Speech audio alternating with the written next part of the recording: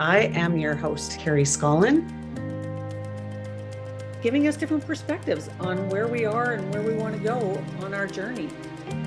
Thanks for being here, and I look forward to spending some time with you. Hi, everyone, and welcome back to the Lighthouse Volume 3 edition of the podcast, where I get to interview these amazing women who've stepped up courageously to share their story. Today, I have Lynne Rosychuk with me. And Lynne, I just finished reading your story, so I had a few Kleenexes with me.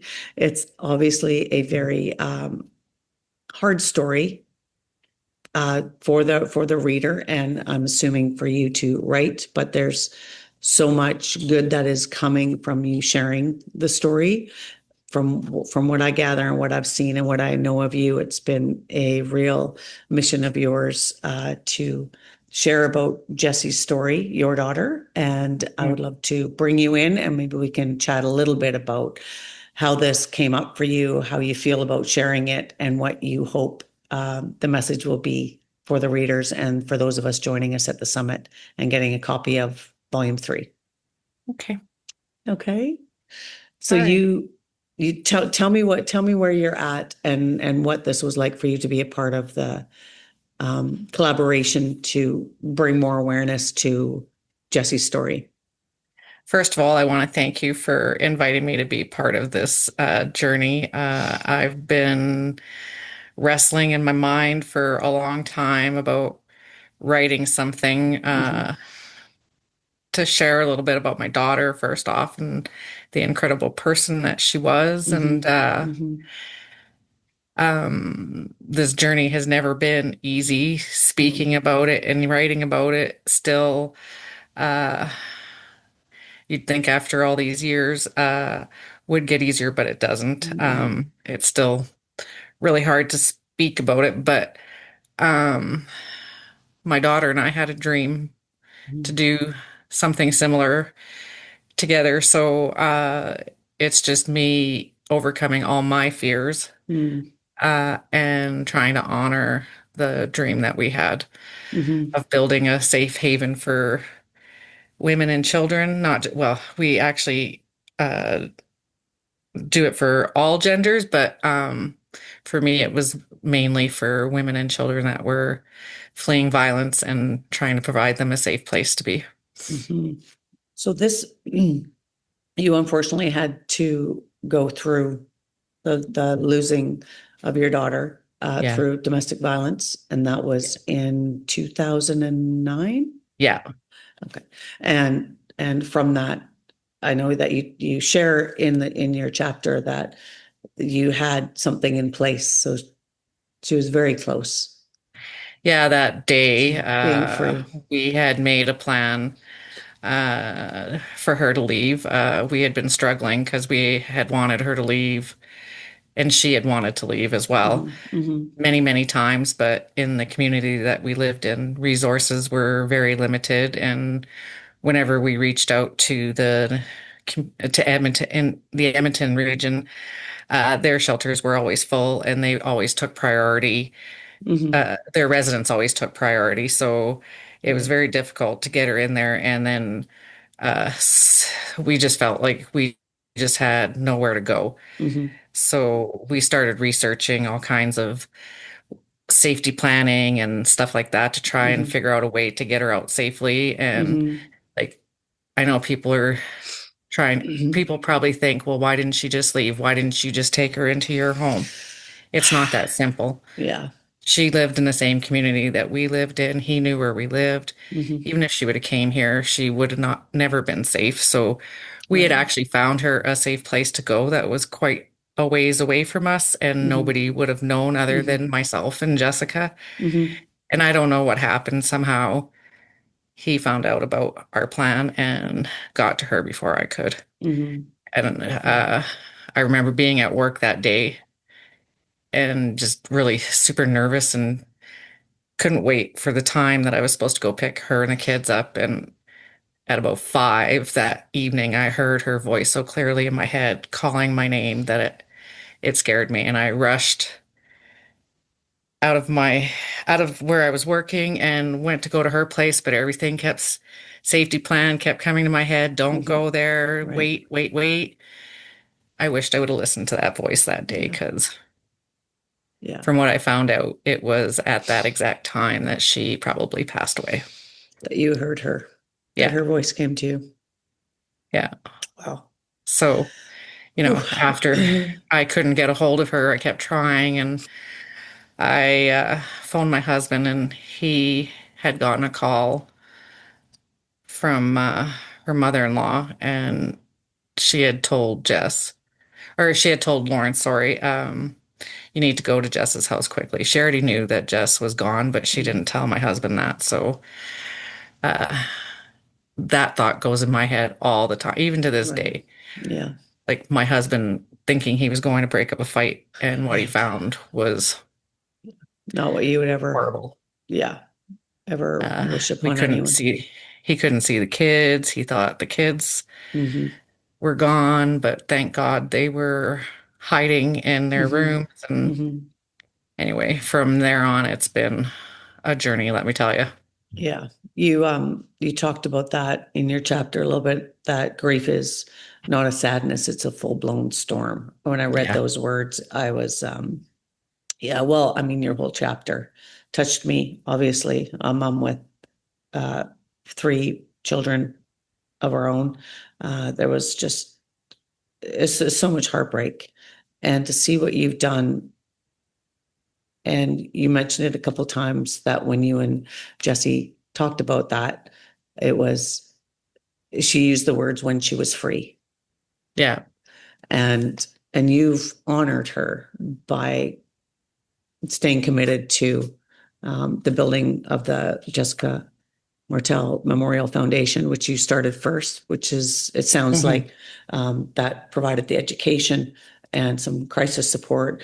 And that turned into what you opened up as Jessie's House. Yeah. And that you've seen so many women, and you did say that men and children as well, but it was Yeah. mainly focused on the women and the children. Yeah. From your experience, that's I'm sure where your focus went from the beginning. And I love how you honor her in every woman that comes through those doors. And you talk about through the tears and through the laughter, even though she may not have been physically here to see it, she Hmm. is a massive part of what is happening in those. Yeah, I truly believe that because I know that I spend a lot of time with the families that come through Jesse's house, and Mhm. they often because her Jesse's portrait hangs in the Mm. one of the beautiful rooms that we have at Jesse's house, and Mhm. uh, women talk often about how they go sit in that room and they feel her presence Mm. there, and it brings them comfort, hope, Mhm. some sense of peace, and I believe that because when we first encounter these people, when they come through our doors, they're broken and sad and Mhm. scared. And by the time they leave Jessica's house, it's, or Jesse's house, I mean, it's a totally different vibe. Right. They still have a huge journey to face, but they know now that they're not alone and that they Yeah. have a team of people surrounding Yes. them, loving them, Yes. supporting them, which is what we had intended to do. Yeah. We didn't want to build just a house. It had to be a home Mhm. that Mhm. provided safety, security, trauma-informed resources, all those kind of things Mhm. to help women succeed in being able to leave. Because the hard part's not just leaving. Right. There, it's very difficult even after they leave because there's so many obstacles that they, especially right now, excuse me, in our economy. Mhm. Mhm. Finding affordable housing is a Right. huge obstacle for many of them. The legal systems that keep them tied to these abusers, Yeah. like Yeah.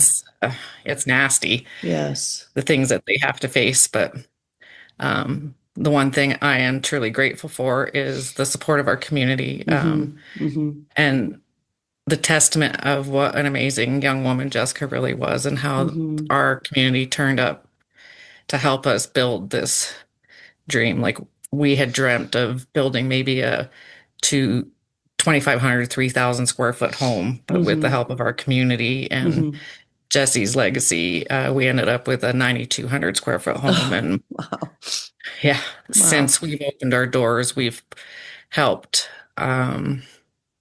in different capacities, but over 800 women and Wow. 1,000 children. Wow. Yeah, Wow.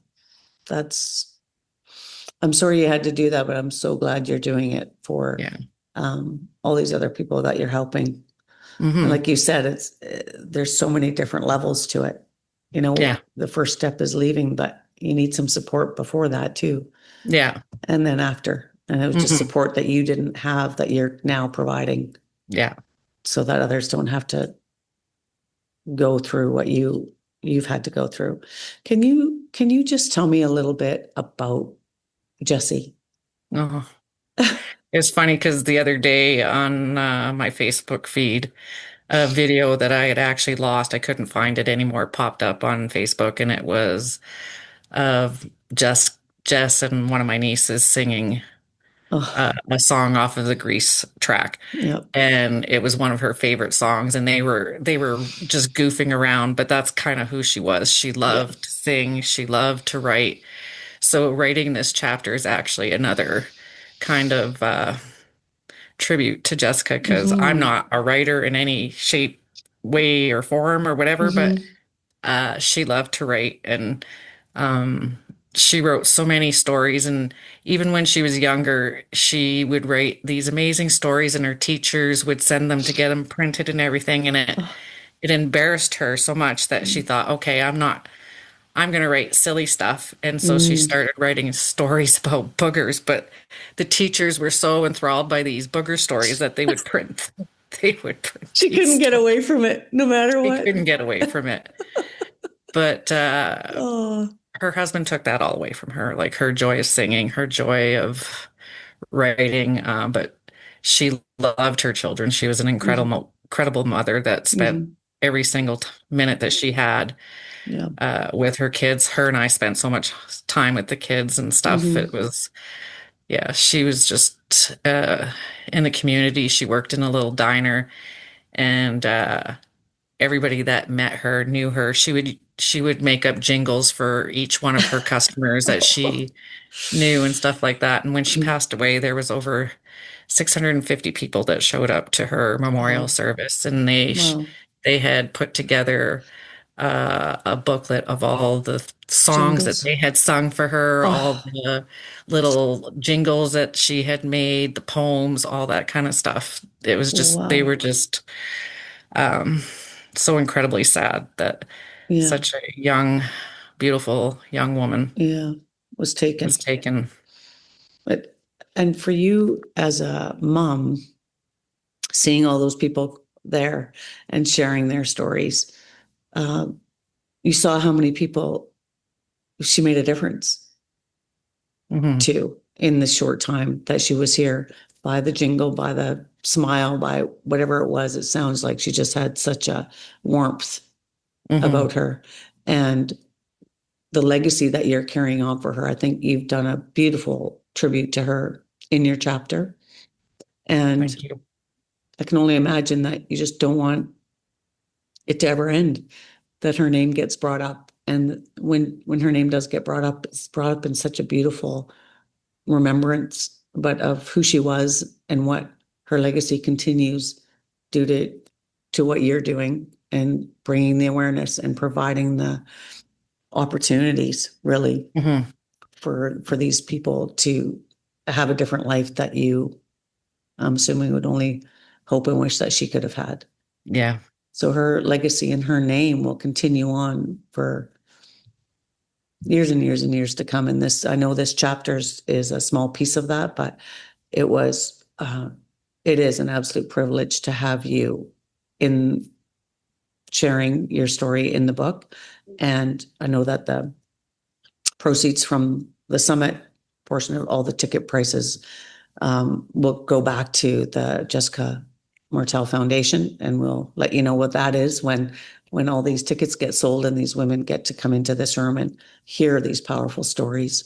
You may not be able to join us, and that's okay. Your story is in the book, and I will absolutely make sure that it is shared. And I'm going to try my hardest to make it for sure. Yeah. And we'll have a seat for you, whether it's a last minute thing or not. Maybe it'll be a weekend getaway for my husband No. because we don't get very many of those. You probably read in the story that I am raising Jessica's Yes. children. They're not really children anymore. They're older, but they all have severe post-traumatic stress disorder and all that kind of stuff. So, how often in your grandchildren that you see sparks of her come my out? goodness. It must just be quite overwhelming when you see those little my granddaughter in particular. Yeah.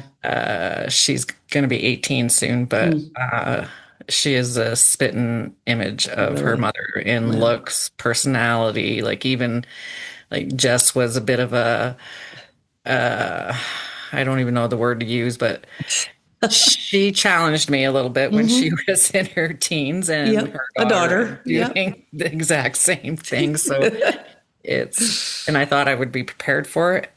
Because I've gone through it before, but no, it's a whole totally different. Yeah, but wow. Yeah, they all resemble her a lot.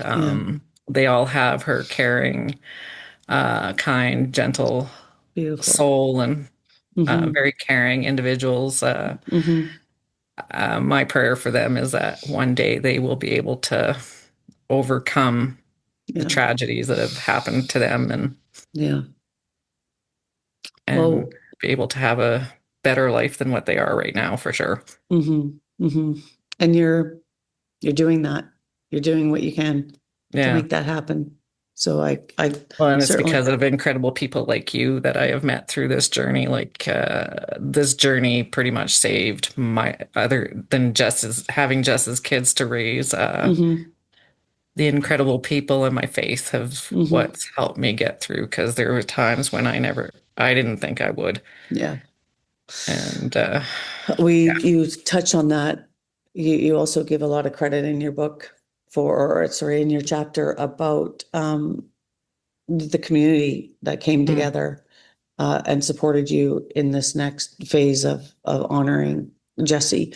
And you talked about really the message that you want every person to know is that everybody deserves to be safe, supported, and seen. And that alone, that message, anybody that reads that story is going to relate to that message, because that's what we all want, and we all do deserve that, but a lot of us don't think we do. We all have a story. We've all had something, no matter who you are, something traumatic or something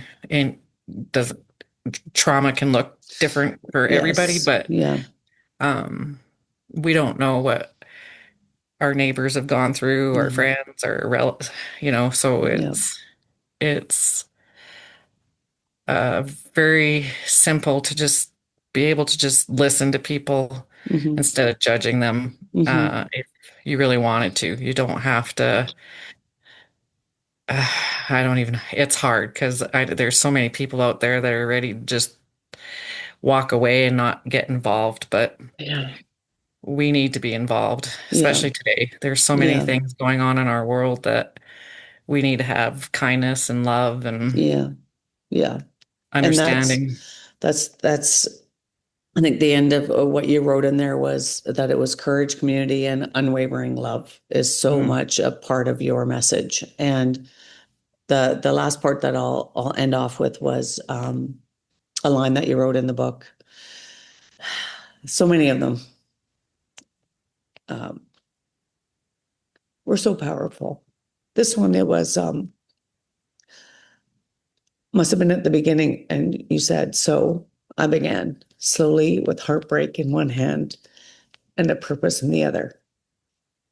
And that to me is just such a tribute to you as a mother and to keep Jessie's light, which is the name of your chapter, alive and helping. And the intention is always to help somebody. And you're living that, and it sounds like the person that she was would be doing exactly the same thing. So it sounds like she's right beside you. I will say this one last thing.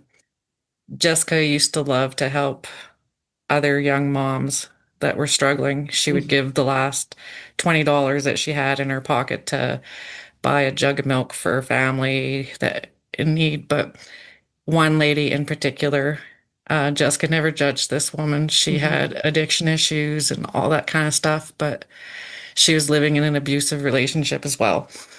And Jessica did everything she could to help this woman. And it turns out that Jessie's house, this woman is doing much better because of Jessie's help. Jessie's house is right next door to this woman's house. We never knew that she lived there until after we started building, and she came to me in the streets and she gave me a hug and she started crying. She says, I knew you were doing this, but I never knew that you were going to build it right beside me. Oh, wow.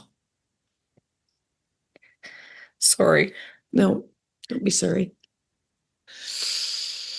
And her message is one of them that just keeps me going over and over and over again. Because if Jessica could do it in her time, because she was going through hell during that time too, but she didn't, like, she barely ever told anybody what she was going through. Yeah.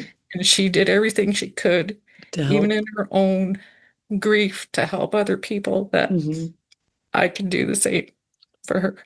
And that's exactly what you're doing. And I can only imagine how proud she is. Yeah. I hope so. There would be no doubt in my mind that she is. And I can only imagine that she's right there beside you doing it.